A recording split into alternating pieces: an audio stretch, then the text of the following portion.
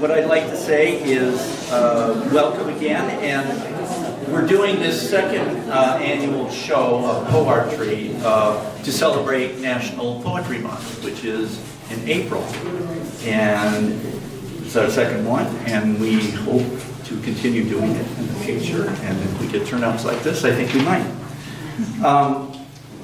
This exhibit will be here through the end of April. So if you want to see it again, want to bring friends, our regular gallery hours are Saturdays 1 to 3, or you can make appointments on our website.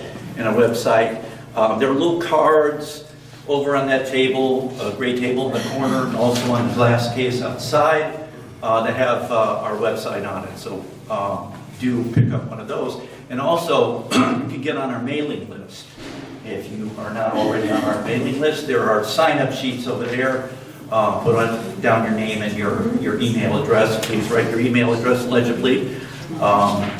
We've had some problems not being able to interpret those. So if you want to get on our mailing list, and then you'll get updates about our programs like this, the new exhibits, and other things like theater performances and music performances. I just want to make a couple of announcements about what's coming up this next week. Tomorrow we have a couple of drawing, or a couple of art groups. We have Just the Basics with board member Becky Weiss from 10 to 12 in the morning. This is the drawing group. Covers, like it says, just basic drawing techniques. And then from 1 to 4 in the afternoon we have an open foiling workshop, and in this we are covering hot stamp foiling, which is an art form, but a type of printing that was invented by a UI art professor, Virginia Myers, many years ago. And if you're interested in coming to that or just learning more, we do have a lot of Virginia's prints hanging out in our foiling studio, which is it looks like the kitchen, but it's no longer really the kitchen. It's the foiling studio. Or you can talk to Maylene Joyner. She is one of the board members. She might be in the foiling studio, who teaches foiling. Or you can talk to Deanne Wortman over there, who's the one who introduced foiling to us when she was on the board several years ago, and who was an assistant to Virginia Myers for many years. So check that out. And then Thursday, April 10th at 6:30, we have the Phil Dorothy Drawing Studio. It's a drop-in drawing studio. It takes place right in this room, so all these chairs will be gone, and the artist benches will be back. And there's a lot more. So, and I already mentioned about the sign-up sheet. So now I'm done with the announcements, and we're going to get on to reading poetry. What we're going to do is we are going to start back there in that corner, and then we're going to move down that wall and around to that corner right there. And we're going to stop in front of each exhibit, and if the poet, if the artist is here and wants to read some of their poetry, they'll read a couple and talk a little bit about their art, and then we'll move to the next. After we've done Diana Miller's over there, we're going to pause for the music performance. There will be a reading and a music. We have a trio here who will be performing while the poet reads. And now, after that, then we're going to start with the installation right here, move there, and then around the corner and finish up. And I hope you all enjoy what you're about to see and hear. And then I hope you also want to stay afterwards for more conversation. Our official hours are 6 to 8, but we'll be here as long as anybody wants to be. So, okay. So thank you all again for coming, and let us begin now. Poetry 2025 with Astrid Hilbert Bennett.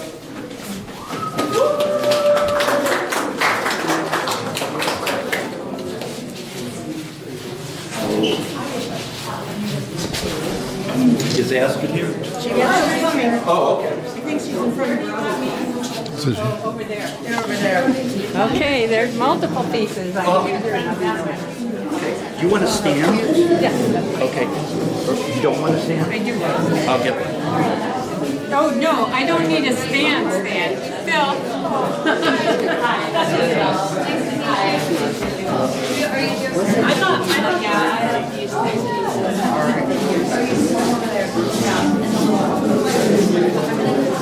I thought you meant, do I want to stand up? That's what I thought too.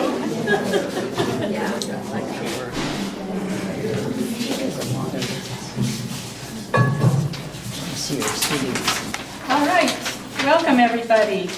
This is really a great opportunity. Thank you so much. I think this is a wonderful concept for an exhibit. I'm reading tonight a book that I got as a student at Indiana University called Back Roads to Far Towns. It's by Matsumo Basho, and it details a journey that he took in 1689 to 1691, a pilgrimage around Japan with one of his disciples. And he is one of the foremost haiku poets of Japan. And I was taken by the idea of the natural connections in the work. And the other thing about this book is that I got it, my signature was really hilarious when I looked at this old book. But now I read it in full during the pandemic, finally. So it's a good time in stressful times to take those old books out and read them, right? So this is from, I want to say these are my tarps. This is one type of work that I do. I do a lot of art quilting. All the pieces I do are my old hand-painted, hand-printed fabrics. This is fabric with polymer medium on it. I photographed them outside in the snow, all kinds of things. So this is from day 34, May 27th. In the Dimensny of Yamagata, this is sort of the journal part, the mountain temple called Ryushakuji, founded by Jikaku Daishi, unusually well-kept quiet place. You must go and see it, people urged. From here, off back towards Obanazawa, all about 7 li. Sun not yet down, reserved space at dormitory at the bottom, then climbed to the temple on the ridge. The mountain, one of rocky steeps, ancient pines and cypresses, old earth, stone and smooth moss, and on the rocks, temple doors locked, no sound. Climbed along edges of and crept over boulders, worshipped at temples, penetrating scene, profound quietness, heart, mind, open, clear. The poem he wrote is quiet, into rock absorbing, cicada sounds.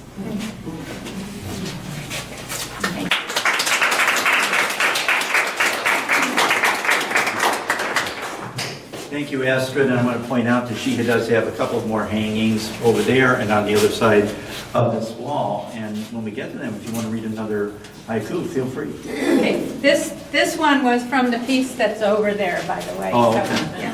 Thank you. Okay, now we're going to move on to our second artist reading her poetry, Linda Muller. Hello, thanks everybody. So first I want to point out, I do have, my pieces are in several different places too. There's one right across from me, Apotheosis of a Living President, and that was inspired after January 6th. I was interested in the art that was in the Capitol building because that was part of what was destroyed during January 6th, and so it was inspired partly by that. There's the poem on there. The black text explains what apotheosis is about. There's a fresco of Washington, and it's the apotheosis of Washington, and he's being raised up into the heavens. And I kind of feel like some of the people involved in the January 6th events are doing that with the living president. So that's where that comes from. I'm not going to read that one because I feel like it's a better experience just to read on your own. There's black text and white text, and it works better if you read one and then the other.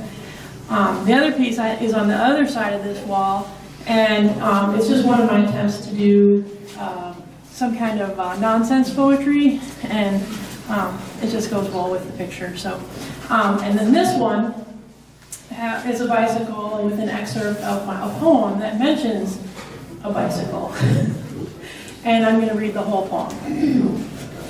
It's called What I Know to Be True. Helen wore pink until Dar died. After that, only purple. For 18 years, she told me, after I'm gone, don't forget, I loved Dar until the day that I died. And she did. But no one gets it right all the time. With his typewriter at the kitchen table, Dar, cigarette in one hand, watched Helen knead and bake her family heirloom bread as he wrote the recipe down for the first time. Blue mimeograph copies of Helen's holiday bread on pastel paper. Helen got it from her mother May, who got it from her mother Liz, who got it from her mother Rose. But Lizzie's mother was Helen. Sweet brown bread, heavy with dates, biological debts, and idealized roots. No one gets it right all the time. Turbid with oil and absolution, covering our crops, our homes, our graves, water comes in sideways in the wind, winding past the grave, sacramental bread and whiskey, split for sharing at the wake of their son, whose last day was also his first. From the front pew at St. Joe's, descendants of one of the other 4 children who outlived Dar and Helen, we anoint one mystical vine in its branches. We are heartily sorry, detest all our sins. We examine our grievous quaking faults, search the desert sky and await a resurrection. The common ordeals and personal tragedies crack open the crust of abundance for us to see the purified silver and gold of new generations, the firmament of family albums. Or maybe that's wrong too. How will we ever know? We structure our beliefs around bricks and stone and stained glass and Irish eyes, blue skin, black coffee, big feet, hairy backs, broken arms, dad's smile, grandma's diamond ring, holiday bread, and a photo of the mimeographed recipe for it. A bicycle spoke bracelet, testicular cancer, breast cancer, granite stones with blank dates, dates filled in, clay feet, copper angels, stone wings. Plans for Thanksgiving leave time for leavening and baking, stuffing, cookies and bread, the family photo, football, dirty dishes, naps, a walk to the park. We, citizens of parentage and wedlock, adoption, brotherhood, and sisterhood, we, ardent apostles of ancestral lands, we inherit the potions and proverbs comprising a theology of family festivities and movable feasts where we practice and test fondness and devotion. By Easter, Helen's bread will have risen, baked and sliced for sandwiches of leftover ham. For one breath, we've gotten it right. Reflecting our truth and love, our faults and flaws, our grudges and glories, descendants and ancestors, the giver and the gift, what we have done and what we have failed to receive. Each morning moon washes bright our biographies, but leaves marks in the binding. Lest we forget, keepsakes and heirlooms, a bedroom set, gold flatware, Dar's watercolors, Helen's rosary, missed embraces, calcified tears, tipsy denials, depression glass, gray hair at 17, arthritis, perfect handwriting, China dolls, a saint's name, an aunt's name, the name of a lost son, one brown fleck in gray-green eyes, and the dough and butter stains on Mom's first replica of Dar's version of Helen's holiday bread. These sacred reminders raise scars for us to touch and tend and never forfeit. Can this be true? Compilation of all our forebears, each of us always more and less than our chromosomes and customs. the habits and heritage of warriors, sinners, and snakes, of carpenters, farmers, and saints, of seamstresses, teachers, and nuns, of shopkeepers, accountants, and priests, of janitors, wardens, and maids are bygones to examine, weigh, and pardon. I dig into past transgressions of long ago parents, of people I never knew. Watching me judge them from heaven or hell, do they judge in return as I forge my own failings and fame? If I cannot make them demigods, neither can I make them demons. If this is true, have mercy. Accolens eleison, amicis eleison, familia eleison. In the depths of faith, tested by the rising of timeless heartache, the sacrifice of a mortal love sprung from flames of fatal flaws and incurable humanness, radiating recognition of each new absence, laden in light of ancient kin, brimming in western dawn, we ascend the bluff, edged in ether and moss, to daughter our days. Our misted celestial elders, veiled in twilight dreams, crescendo into breadth of heaven.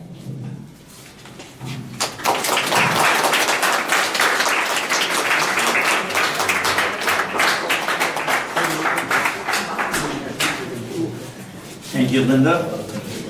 Now we are going to go on. Yeah, let's go there. Chris Carmen. I love that. Hi, my art media is assemblage art. I just thought I'd say a word first about the associations that I have in my mind between poetry and assemblage. I think in poetry, one is trying to find just the right words and put them together in just the right order and sequence, and to choose words that have associations and connections in people's minds. And as an assemblage artist, I try to do the same thing. I have an attic filled with all sorts of strange, interesting, excessive things, and I try to find things that are evocative, things that might have an association with our childhoods or with our lives, and put them together in the right order in the box. And so it seems like a natural connection to me. This year I have three pieces. The first one just has a stanza from a poem. And you can hear me, but it says, if it's darkness we're having, let it be extravagant. And that's by Jane Kenyon. It's from a poem called Taking Down the Tree. And one of the things, the piece of art as well as the stanza says to me is just that when times are dark, and I feel like we're living in dark time now, what do we do to, in our own way, to make it extravagant? What do we bring to it? Whether it's connections with other people, kindnesses, even something in our own homes. So you can get this for your own home. Anyway. And then the other pieces, they don't contain a whole stanza or line or a whole poem, but I do, in my art, I try to hide. First of all, I want the art and the poetry each stand on their own. And so, this box needs to have integrity in and of itself. So that's why I sort of hide the line of poetry in there. So this is by Lucille Clifton. It's one of my favorite poems, and it's really a poem about transitions. Blessing the boats at St. Mary's. May the tide that is entering even now, the lip of our understanding, carry you out beyond the face of beyond. May you kiss the wind and turn from it, certain that it will love your back. May you open your eyes to water waiting forever. And may you, in your innocence, sail through this to that. Just a wonderful poem that think we all face different transitions in our lives, and that would be what we would each want. The final piece is over on this pillar here, this wall, and it's by Alice Walker. It's called "We Have a Beautiful Mother." We have a beautiful mother. Her hills are buffaloes. Her buffaloes hills. We have a beautiful mother. Her oceans are wombs. Her wombs oceans. We have a beautiful mother. Her teeth, the white stones at the edge of the water. The summer grasses, her plentiful hair. We have a beautiful mother. Her green lap immense. Her brown embrace eternal. Her blue body, everything we know.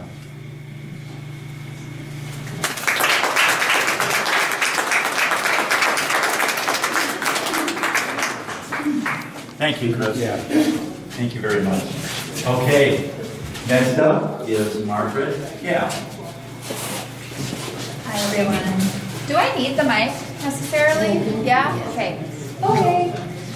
Thanks for having me. My name is Margaret. I want to thank Phil and everyone else involved, and thank you all for coming. This is such a great show. I'm going to read a few poems, but first talk a little bit about my work, which is in this alcove. Am I right? As I said, I'm a poet. I'm also a letterpress printer. And so I do have a letterpress print of somebody's poem it's not my poem, but it's called Poetry. It's by Katie Berta, and I thought it would be a good fit for this show. So I'm going to read two by myself, and then I'll read hers as well.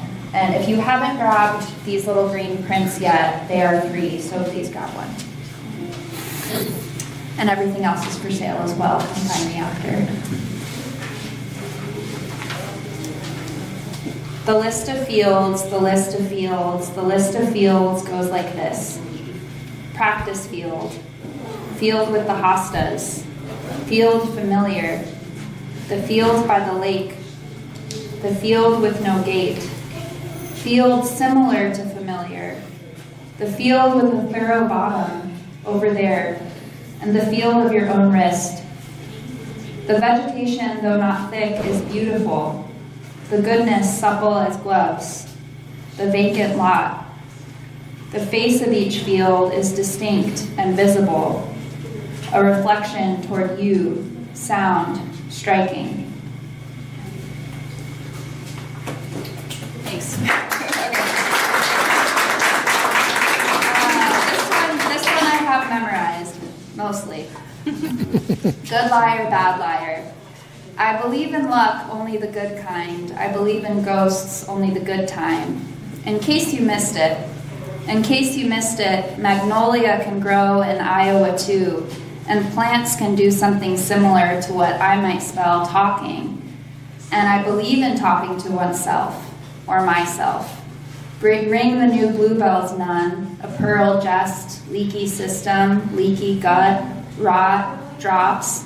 My friend saying, so you were talking about your body? Come over and repeat back to me everything I say to you. Tend to you like a planet dawning, like a planet yawning. I'm sick of this song and on to the next one. Carbon, sugars, signals move subterranean circuits. And garlic is so sticky sometimes. Great onion of consciousness, hard to kill and easy to scare. Brown sugar hardens when its natural moisture evaporates. To re-soften sugar, pour into microwave-safe bowl and zap in 20-second increments until it smells like the mall. Of course I wonder about you, and the eggplants need to be used by tomorrow and the greens. I'll go for ego murder unless nurture sounds better. Nature?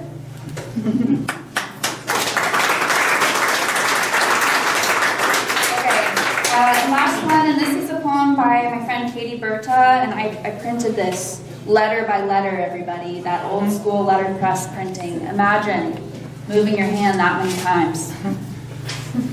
Poetry. You wrote a poem about the techniques by which we keep things away from each other. Your images. Sunscreen that mitigates the skin's pucker. Red velvet ropes at museums and nightclubs. The internet. A thin barrier between two objects can seem like the medium that lets the two touch, or the boundary between them, depending on your perspective. All art is this way.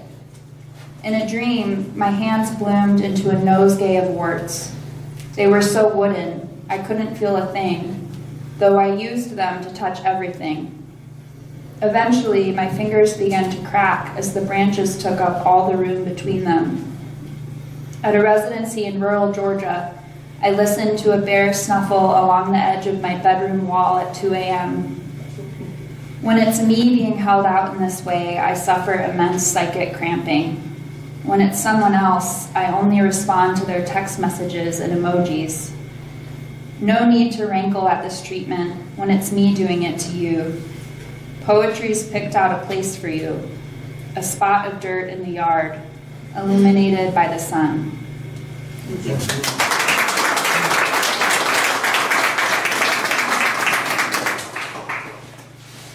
Thank you, Margaret. I'm always impressed by people who can memorize a poem, especially one that long. Great job. Okay, now, next up is Deanne Wortman.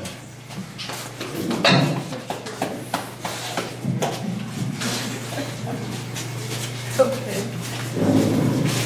Is that too much? Is that too low? No, can you hear me?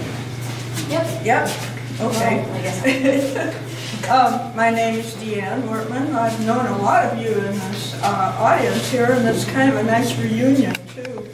I'm primarily a visual artist. I do printmaking. I work with... Okay. Right at my nose. How's that? Okay. I worked with Virginia Myers for many, many years at the university, and I am a printmaker. But I'm also a storyteller because I spent 20 years in the public library in the children's room telling stories to children. And I also have done a lot of theater and all of that stuff. So this is a very wonderful event, and I'm very glad you're all here. The first piece I'm going to read, it refers to my childhood in Northfield, Minnesota. My father was a bomber pilot in the Second World War, came back to the University of Iowa, got his degree, and went up to Minnesota to become a professor. And that is where I grew up. But all of that time I lived in a barracks. I was 7 years old before I ever lived in a house. And we lived in a barracks when we went to Minnesota, and it was called Pine Hill. And it was a cluster of barracks that had been used for training officers during the war. And they were all over everywhere. Iowa City had several of them that we also lived in, all over the country. So after the soldiers got through, it became the home of returned soldiers who were studying to become professors and their families. So the one that I lived in Minnesota was called Pine Hill. And also in these barracks compounds, many of the people living there were also immigrants who had been saved from Eastern Europe in particular during the war and had come to the United States. And so up there on Pine Hill, as a child, I was living with all of these various different people. And what they used to do is just give you breakfast, open the door, and tell you to come back alive for dinner. And that's what we did. So this is about Pine Hill, which is one of the places I had lived.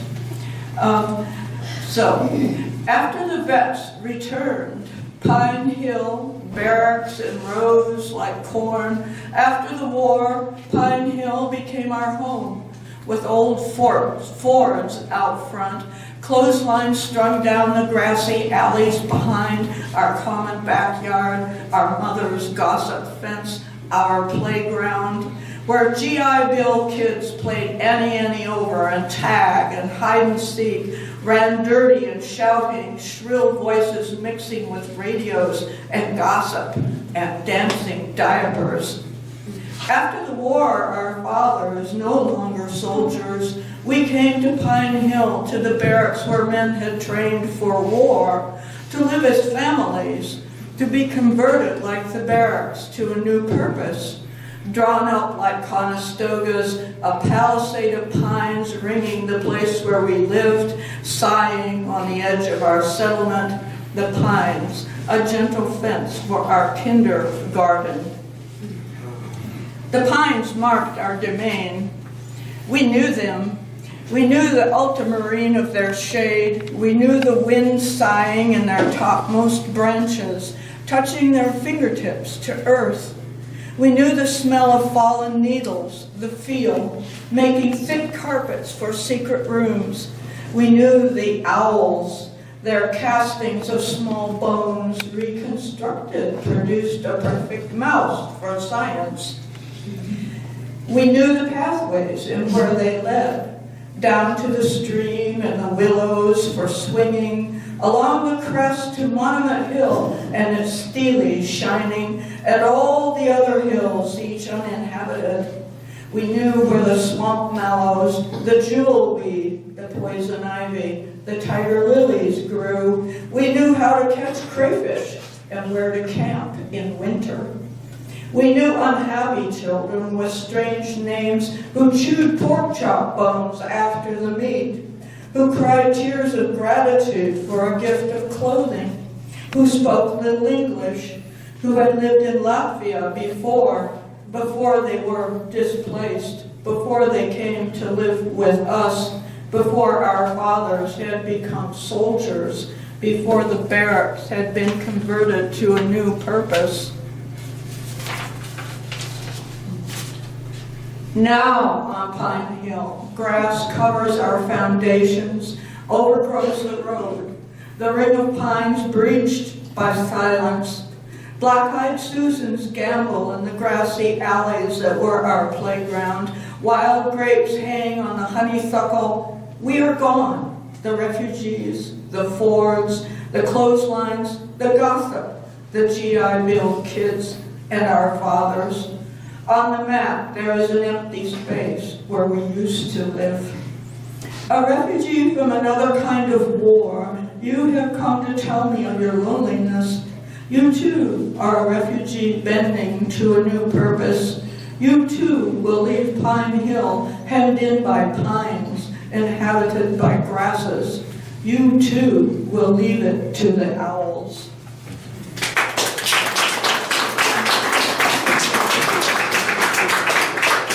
Now, to the present time. I'm not sure where I should be holding this. Is this working, guys? Yeah? Okay. So now to this period of time where I'm a grown-up now, and that's in my past. I am an artist. I have worked in the public library for about 20 years with kids. I have a lot of stories. I was a bus driver. I have a lot of stories. I worked with Virginia Myers. I have a lot of stories. I also was the nexus of arts and engineering. I have a lot of stories. So through my life, I've done many things. These are some thoughts. Simultaneouses. My father, forever in search of light on water, was onto something there in his overstuffed, bedraggled studio, inhabited by dogs and mice, searching for transparencies, reflectivities, simultaneouses, the perfect chord, celestial harmony. Light on water, birds on a wire, morning sun through colored glass, humming, humming, humming, trembling, dancing with the joy of it, a circle of fifths, somewhere out of sight, but just around the corner or behind us, the universe trembles. What is hard and cold and still is only so if you look at it. This table stands still while I write on it. This pencil moves by my hand until I look away.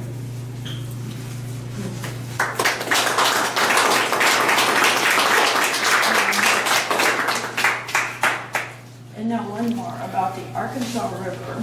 The Arkansas River is in Colorado. Well, it starts way up in the mountains, comes all the way through Colorado, goes on down through Arkansas and enters the Mississippi River. But it has many names depending which state it's going through. And if you're in Colorado, it is called the Arkansas River for some reason. And we have a daughter who lives there halfway up the mountain, and it's a lovely, beautiful place to visit. And her house is right atop of the Arkansas River, which sings all year long. The river weighs it down, the view, anchors it, makes a bottom for it. Rocks, water, trees, sky, a cloud, and me. White butterfly and dipper bees, flinging glitter, sunbeams, leaping rocks, tumbling to the sea, tosses droplets to the sky. Notes on notes, soft, loud, sharp or round, a chorus of marks circling down, a simple tune or a symphony, thick and rich, an image. We know language, speech, words. They have meaning, we say, words strung together. They have meaning, we say, an inside kind of thing, like the pit stone of a peach, the flesh eaten, discarded, a pebble in a brook, the water singing marks it. Runes too old for us to know. And one more.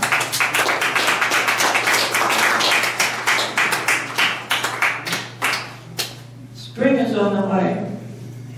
Am I gonna put words together? Am I gonna sing a song like a loon? Like a crazy black and white checkered loon in some northern lake sings up the morning sun, bloody red and shouting behind black pines, crimson over the shore rocks, rosy on the still water, pink on our faces, our lips.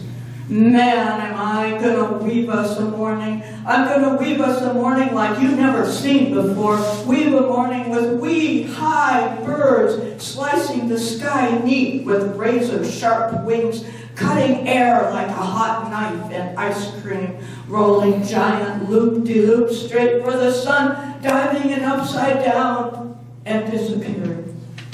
Yeah.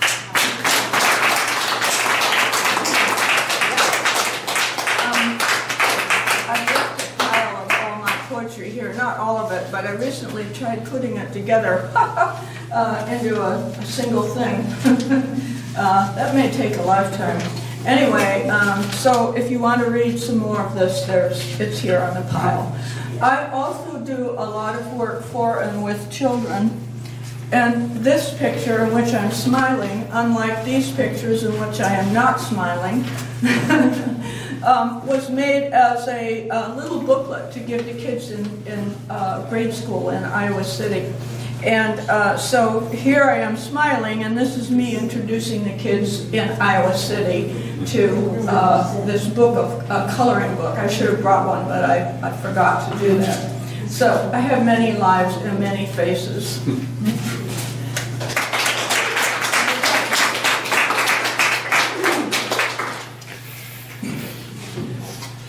Thank you, Deanne. Thank you for sharing some of your lives with us.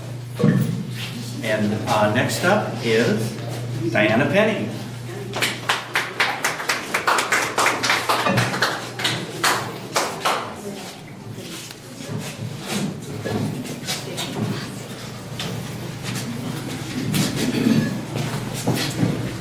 Can everybody hear me?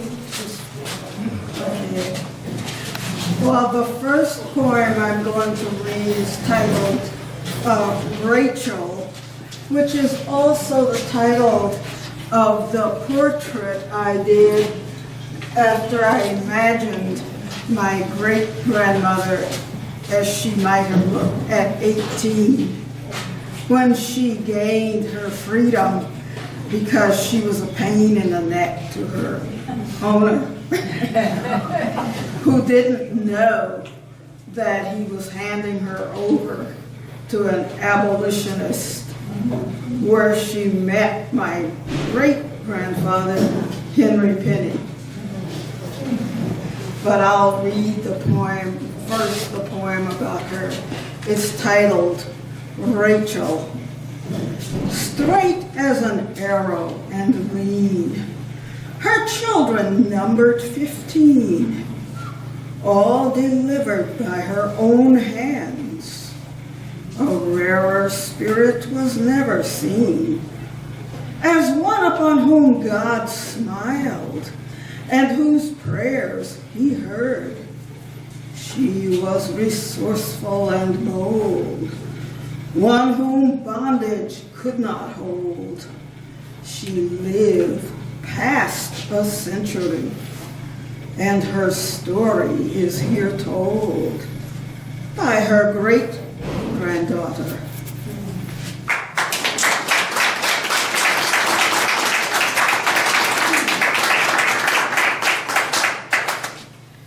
And I'll next read Two Angels, which appears here, but it's not related to this picture, which is the land that Rachel and Henry Penny inherited from the abolitionists when slavery was abolished. And 3 generations of Pennies lived on that land. They've all moved away now, and it's owned by someone else. But that's what the dark area in the foreground is, the footprint of the house they built on that land.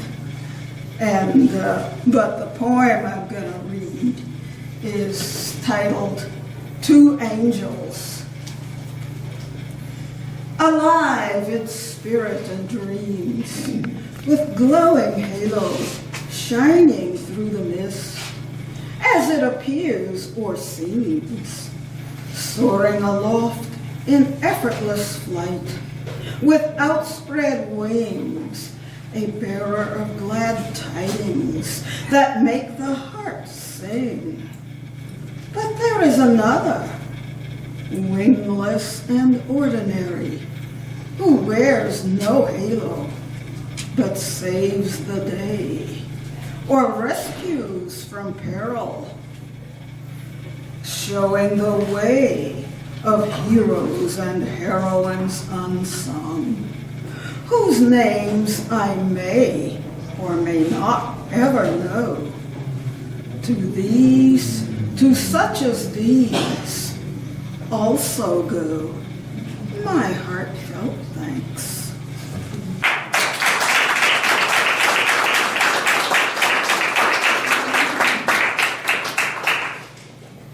And the third and final poem is not related to the portrait of a bird, but it still speaks to something we've all probably experienced at one time or another. It's called Weather Blues. Clouds darkened the sky. Swift torrents of rain came down, and the wind blew hard. When at last I reached my door, all I had was a handful of twisted wires and a wet rag that once comprised an umbrella.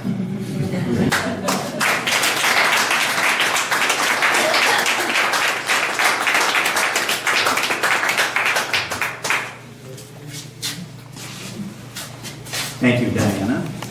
And now we're going to hear from Emily Martin.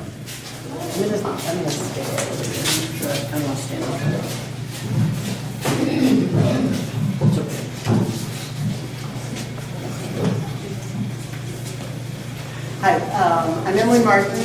I'm primarily a printmaker and I make artist books. And so the first two are from a set of 7 images that I made that were done using all of the words from Othello, all of the words from Desdemona's lines. So they've been scrambled and reordered because, as I once described her appalling passivity, I wanted to see if I could get her to say a few more things. So the one on the far side is, how can love die this easily? Was it ever even truly love? And then this one is, who is this miserable man that he taints my truth and makes such fatal sorrow? And as I said, there are 7 of them, and they're all take this form of the figure. And yeah, I have done a lot of books related to Shakespeare's tragedies, and so this was the second of the series. And my website, which is emilymartin.com, you can see any of the rest of them. So this is the last thing I'm going to read, which is a book from quite a long time ago that's called Fly Away. And so it's a 3-sided triangular accordion, and there are 3 facets, so you can read different texts. But the primary text runs along the top, and so you go up and down peaks and valleys. And a life lived looking over my shoulder is perhaps not the most satisfying. And while it may be obvious that moving towards something moves me farther from something else, what is not always obvious is that sometimes having something recede in my rearview mirror is far more important than whatever looms ahead.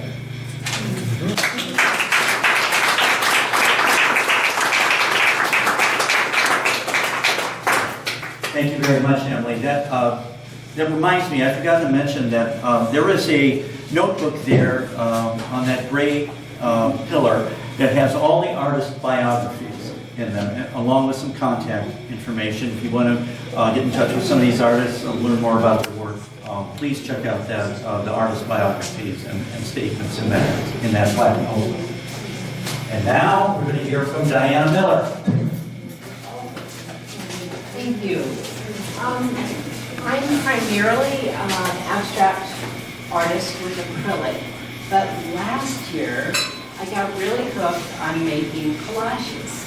So I was a part of a 6-week class and then a 100-day project, and every day I made a collage by cutting up my old paintings. And one of them I did used the really full, flat, geometric shapes and then paintings.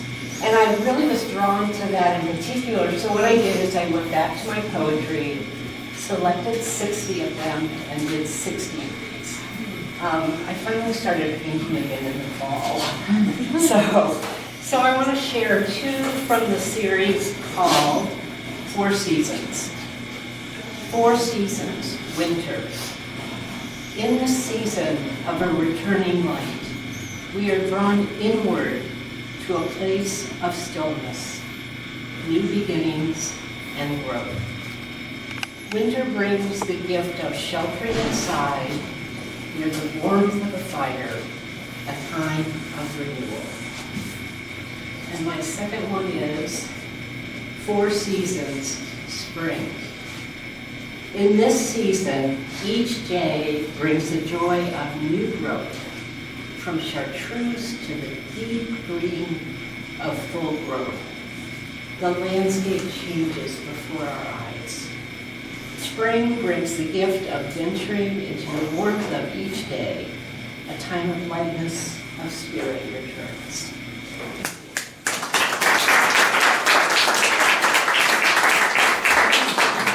Thank you, Diana. Now we are going to have a musical and poetic interlude. And poetry and video art collective, and we'll be featuring poems tonight by Wendy Robinger and John Jacob.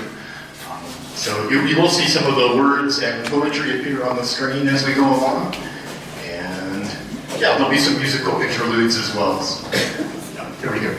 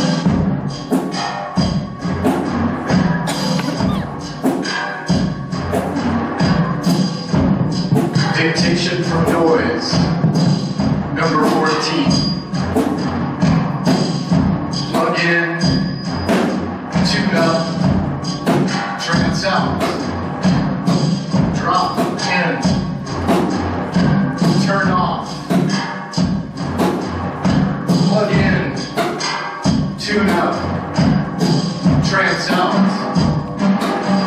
drop in, turn off, stand by, filament flow, a hum, it's not silence. And there's tumble through a smudged porthole. Feel the shirts you've sweat through. Recognize their spiral toward the next dot and cycle. Sensing, washing, rinsing, washing, sensing, washing, rinsing, washing, sensing like an eye. Turn down, plug out, trance up. Turn down, plug out, trance up. Drop in if you must. Stand by, start walking. Once you've found your ride won't start again. Stand by, tune up, or trance out, pay out. Once you've found your ride won't start again. Stand by, tune up, or trance out, pay out, filament hum, a humming silence.